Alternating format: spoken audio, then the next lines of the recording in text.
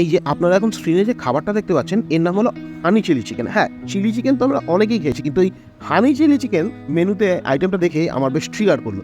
আর এটা খাওয়ার পর মনে হলো আমার এক্সপিরিয়েন্সটা আপনাদের সাথে শেয়ার করি, তাই জন্যই এই ভিডিওটা বানাচ্ছি। এই গল্পের শুরুটা হয়েছিল একটু অন্যভাবে। একদিন দুপুরবেলা বেরিয়েছিলাম লাঞ্চ করতে। কোথায় করবো, কী লাঞ্চ করবো কোনো প্ল্যানই ছিল না। এমনি ঘুরতে ঘুরতে যদি ভালো কিছু পেয়ে যাই তাহলে সেটাই খাবো আর তার ভিডিও করবো।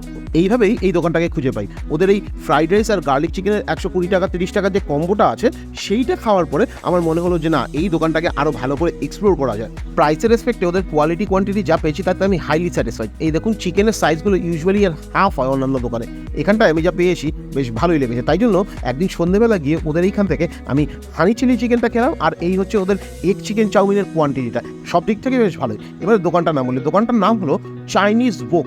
আর এই দোকানটা হচ্ছে হাইল্যান্ড পার্ক বিগ বাজারের একদম কাছে। এই যে হাইল্যান্ড পার্কে যে ওভারব্রিজটা রয়েছে, যেটা পাটুলি থেকে আপনি রুবির দিকে যাচ্ছেন, এই যে ব্রিজটা, আর এই ব্রিজটাতে না উঠে আপনি যদি পাশ দিয়ে হাইল্যান্ড পার্কের দিকে আসছেন, রেলগেটটা ক্রস করেই একটু এগোলেই আপনার বাহাতে পড়বে এই চাইনিজ ওক।